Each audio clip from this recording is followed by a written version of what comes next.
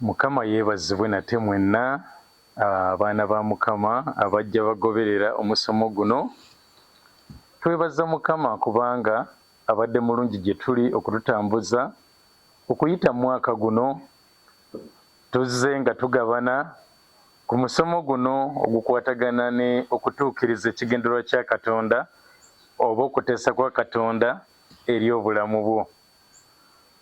Tuzze nga tutambula kati tuli ku kitundu kye 49. Kitundu kya 49 kati nga weebuuza nti gwe wakaagobererako bimeka. Naye nga bwe ntera okugamba nti bw'obeera nga omusomo guno wandigwagadde okubeera ng'ogugoberera, osobola okusubscribinga gye guli ku YouTube n'osobola okubeera ng'ogufuna. Nammwe abasobola okuntuukirira mu inbox yange, bw'oba onsabye nsobola okuweereza omusomo guno nga guli wamu, ebitundu byonna nga bigattiddwa wamu, ne kitakwetaagisa kugendanga ku YouTube okubeera ng'obinoonyaayo.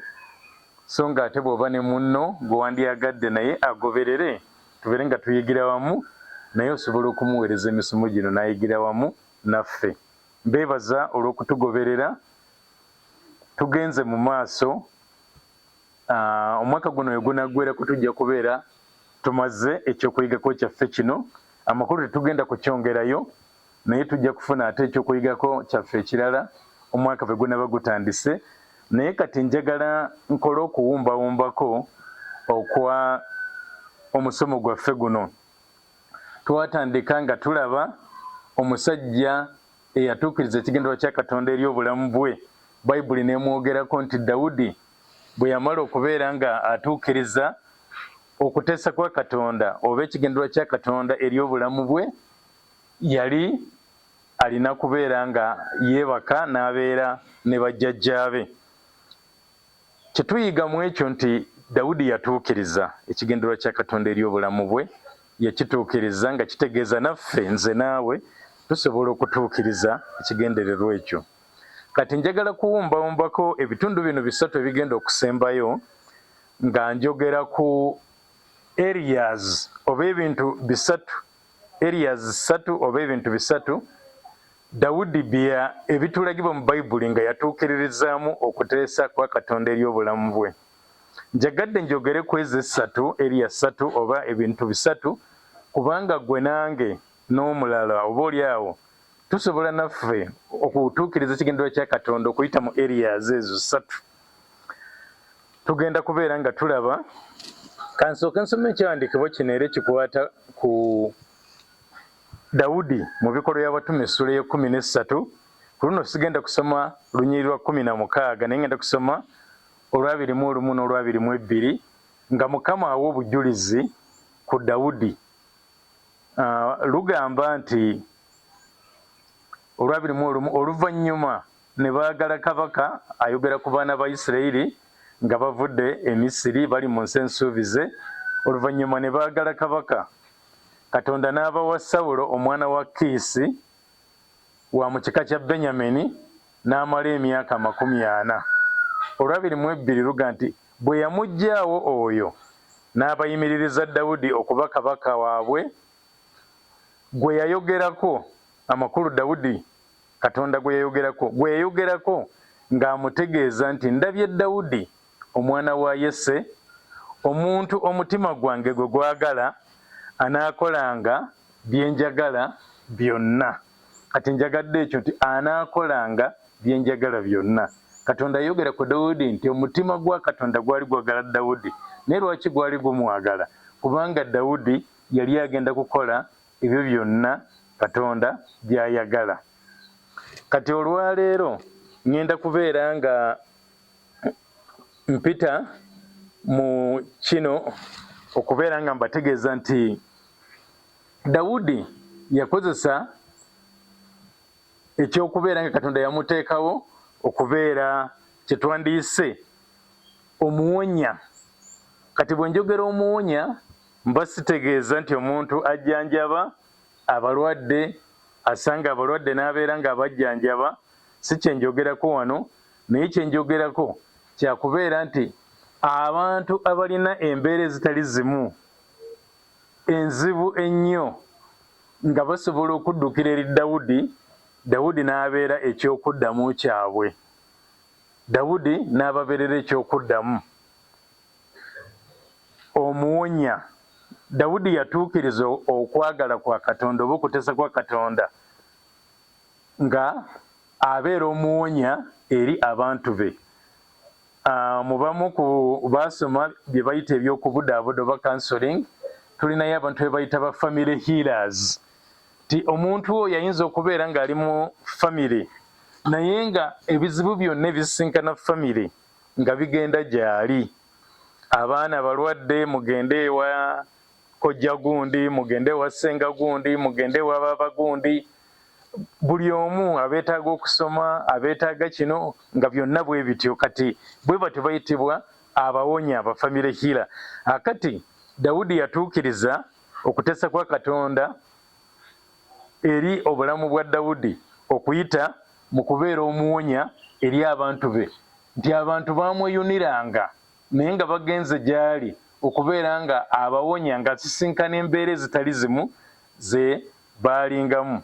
Si nti nno yalina ssente nnyingi nnyo nga awoono n'oli, naye Mukama yali yamuwa okubudaabuda n'okukumaakuma abantu be. Yali yamuwa okubudaabuda n'okukumaakuma abantu be, nga naawe bw'ayinza okubeera nga asobola okwagala otuukirize ekigenderwa kye mu ngeri eyo ey'okubudaabudanga n'okukumaakuma abantu be. Obeere omuwonya, obeere omuntu abantu gwe basobola okukuŋŋaanirako. Tulaba mu byawandiikibwa mu Samwiri ekisooka essula ya 22, ngenda kusoma ennyiriri 2 olusooka n'olwokubiri, zijja kutumala okufuna kye twagala. Samwiri ekisooka essula 22 olunyiriri olusooka n'olwokubiri. Bino ebyo tugenda okusoma byabaawo Dawudi bwe yali ng'addukidde mu nsi y'Abafirisuuti, naye bw'atuuka eyo ne bamuzuula nti ye Dawudi eyatta Goliyaasi n'abeera ng'azikiriza Abafirisuuti. Bwe bamuzuula ne bamukwata ne bamutwala eri kabaka. Bwe bamutuusa eri kabaka, Dawudi n'abeera ng'asala amagezi ne yeefuula nga atategeera mu maaso ga kabaka, ne yeefuula omulalu, era kabaka n'abagamba nti tewaliwo balalu muno mulyoke muleete omulalu mu lubiri lwange, n'amugoba. Kati oluvannyuma ng'avudde eyo kwe kujja ne wabeerawo bino bye tugenda okusoma. Waga nti Dawudi kye yava avaayo ng'ava eri mu nsi y'Abafirisuuti gye yeefuulira omulalu, n'adduka n'atuuka mu mpuku ya Adulamu. N'ekigambo ekyo Adulamu kitegeeza ekifo ekyekwekebwamu oba ekifo eky'ekikubagizo, obuddukiro, omuntu gy'asobola okuddukira, kikitegeeza. N'atuuka mu mpuku ya Adulamu, abo baganda be n'ennyumba ya kitaawe yonna ne bakiwulira nti Dawudi addukidde mu Adulamu. Naye mbagambye nti ekigambo Adulamu kitegeeza ekifo eky'ekikubagizo oba ekifo awaddukirwa, oba twandikiyise ekiwummuliro mw'osobola okuwummulira. Abo baganda be n'ennyumba ya kitaawe yonna ne bakiwulira ne baserengeta nga bagenda gy'ali. Kati olwokubiri lwo lugamba awo buli muntu eyali alaba ennaku, na buli muntu eyalina ebbanja, na buli eyalina obuyinike ne bakuŋŋaana gy'ali. N'afuuka omukulu waabwe. Awo ne waba naye abasajja nga 400. Tulabye nti Dawudi addukidde mu mpuku eyo ey'ekiddukiro, empuku ey'okubudaabudibwa. Baganda be n'ab'ennyumba ya kitaawe bwe baawulira nti addukidde mu mpuku eyo ne bagenda ne baserengeta gy'ali. Naye si be bokka nti ab'ekika kye be baagenda gy'ali.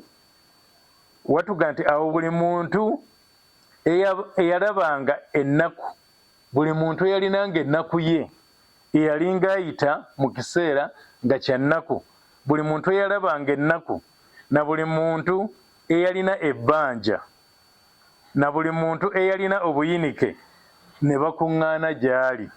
Kati awo tulabye abantu ba bika bisatu. Alaba ennaku ng'agenda wa Dawudi. Ekirala abaalina amabanja, buli muntu eyalina ebbanja ng'agenda wa Dawudi.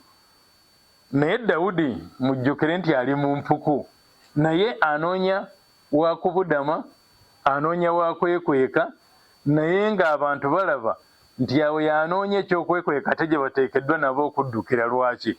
Kubanga munda mu ye mwalimu okubudaabuda. Yali muwonya, yali mubuzibuzi asobole okubudaabuda abalala. Yali omuntu asobola okubeera ng'afaayo eri ebyetaago by'abalala. Awo buli muntu eyali alaba ennaku kyekisoose, na buli muntu eyalina ebbanja, na buli muntu eyalina obuyinike. Alina obuyinike nga gy'addukira ewa Dawudi. Alina ebbanja ng'agamba nti nzize wa Dawudi. Eyali alaba ennaku ng'agamba nzize wa Dawudi. Bayibuli etugambye nti n'afuuka omukulu waabwe, n'ababeerera omukulu, n'ababeerera omukulembeze, n'ababeerera ekiddukiro, n'ababeerera Adulamu ng'erinnya bwe ligamba. Yababeerera ekiddukiro, yababeerera omubuzibuzi asobola okubabudaabuda, n'abakumaakuma yababeerera omukumiikumi, n'afuuka omukulu waabwe. Awo ne baba naye abasajja nga 400. Njagala tutunulire ebigambo bino nga tubikwataganya n'obulamu bwaffe, era njagadde nnyo leero mbikwataganye n'obulamu bwaffe, nti abamu ku ffe Mukama Katonda yatuteeseza okubeera ababudaabuda abalala, okubeera abafaayo eri ebyetaago by'abalala, okubeera omuntu abalala bonna gwe bandibadde baddukirako, ababonyaabonyezebwa, abayigganyizibwa, abalabye ennaku, ababanjibwa, abayita mu mbeera ezitali zimu ezitali nnyangu, abali mu buyinike, nga Mukama Katonda yateesa nti gwe wandibadde obakumaakuma. Naye oluusi bye tuyitamu bituleetera obuteeyongerayo na kukola ekyo Mukama kyayagala tukole. Osanga abantu ng'agamba nti kati nze ndekeddaawo okuyamba, nze kati nkomye okuyamba.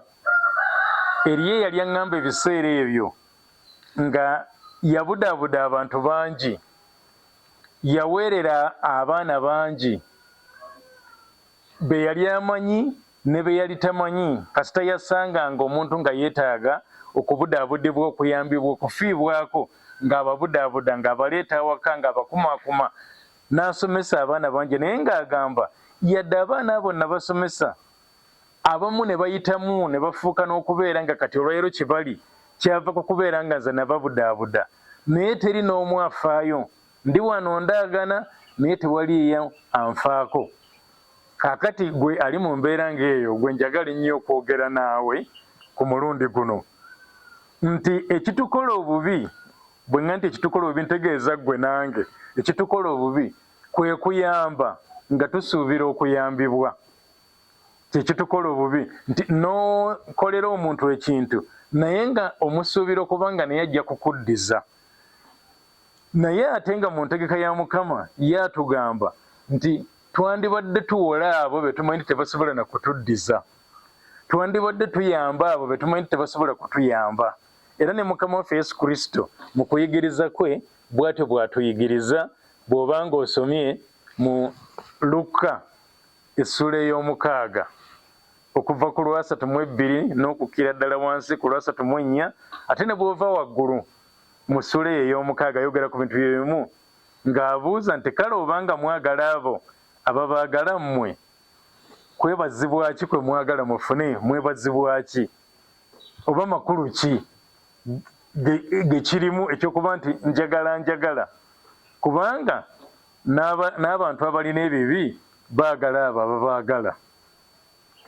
Abatali bagoberezi ba Mukama waffe Yesu Kristo nabo baagala abo ababaagala. kati naawe bw'oyagala oyo akwagala olwo ofunamu ki? Era bwe mukola obulungi aba bakola obulungi mmwe tendo ki? Mwebazibwamu ki? Kubanga n'abantu abalina ebibi bakola bwe batyo.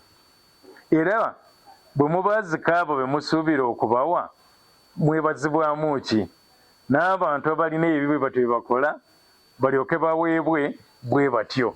Kati Yesu Kristo nga kyatuyigiriza mu kyawandiikibwa ekyo ekiri mu Luka 6 nti nga tukola ebyo Katonda by'ayagala tukole, eby'okuyamba, eby'okukumaakuma abalala, eby'okubudaabuda abalala, eby'okujja abalala mu mbeera ezimu enzibu, titukikole nga tetusuubira kuba nti abantu abo bajja kutuddiza.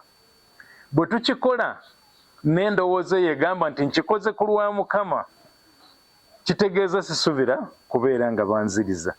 Naye bw'oba okikoze ng'oyagala omuntu oyo gw'okikozeeko abeere nga yakuddiza, Mukama akirekera omuntu oyo n'amaliriza nga takuddiza, era n'obeera nga obivaamu nga weemulugunya, nga kati abantu abasinga beemulugunya, nabakolera kino nembakolera kino, mwe munsasudde ki? Nedda, eriyo Katonda be yatonda okubeera ababudaabuda abalala, okubeera abawonya, ba family healers, nga ebisinkanibwa abalala byonna bw'ofuukanga ekyuma ekyo kye bayita shock absorber oba sakabuzooba mu mmotoka, nti bwe wabeerawo okugwa mu kinnya ekyuma ekyo kimira byonna ebyandibadde bituuka ku bantu abali mu mmotoka eyo. Akati ne omusajja ono Dawudi tumulaba nti mu bimu bye yayitamu okutuukiriza okuteesa kwa Katonda eri obulamu bwe, yali omuntu gwe tuyita omuwonya, omubuzibuzi w'abalala, abudaabuda abalala, awumbawumba abalala, n'agukola omulimu bulungi nnyo. Mukama n'agamba, neerabidde Dawudi omusajja alina omutima ng'ogwange, agenda okutuukiriza byonna bye njagala, n'abeera ng'akituukiriza. Teebereza, mu Isirayiri mwalimu kabaka eyali afuga Sawulo, naye abantu tebaagendanga wa Sawulo. Kabaka Sawulo manya nti nga kabaka yalina buli kimu. Abamabanja bandiddukidde eri Sawulo ne bamugamba nti kabaka munnange manjibwa, bagenda kuntwalako ebyange. Naye baddukira eri omusajja naye adduka obuddusi mu mpuku. Naye nga Mukama Katonda mu ye yamuteekamu obusobozi obukumaakuma abalala, nga ye ali mu kubundabunda, naye ng'ate ababundabunda abalala asobola okubakumaakuma. Oyinza okubeera nga Mukama kye yakuteeseza kyekyo, owooluganda gwe angoberera, oyinza okubeera nga kye yakuteeseza kyekyo. Kati bw'abanga kye yakuteeseza kyekyo nga mulina okutuukiririza okuteesaako eri obulamu bwo, abantu abo b'oyambye, abantu abo b'ofuddeko ne batafaayo gy'oli, baleme kukulemesa, baleme kuleetera mutima gwo kwennyika, baleme kukuggya ku ekyo, baleme kukuggya ku mulamwa Mukama Katonda gw'ayagala otuukirize. Ye yayagala oyambe buyambi bantu be, yayagala obudeebude bantu be. Teyakugamba nti babudeebudde nabo bakubudeebudde, teyakugamba nti bawe nabo basobole okukuddiza. Si ye njigiriza ya Mukama waffe eyo, naye agamba bw'obanga ofumbye emmere yo ng'okoze embaga yo, yita abo abatasobola kukuyita. Agamba nti genda oyizibe, genda oyita abalema, genda oyita abateeyinza, abatasobola kukuddiza. Kubanga bw'oyita abo abasobola okubeera ekawo atuukirize ekyo n'ekigendero ky'okubeera ng'afunamu. Naye yamuteekawo okubeera nga bo abantu ba Katonda bafunamu mu ekyo Katonda kye yateeka mu ye. Kati ekyo Katonda kye yateeka mu ggwe, ekyokubeera ng'olina omutima omusaasizi, nga bw'olaba alumwa olumirwa wamu naye, nga bw'olaba yeetaaga okusaasirwa nga ofaayo okulaba ng'omusaasira, nga bw'olaba eyeetaaga ofaayo okusisinkana ekyetaago kye. Ekyo manya Mukama yakikuteekamu osobole okutuukiriza okuteesa kwe mu mbeera bw'etyo oba mu ngeri bw'etyo. Tekikuleetera, baleme kuleetera kubanga okyetamwa olw'abantu okubeera nga tebafaayo.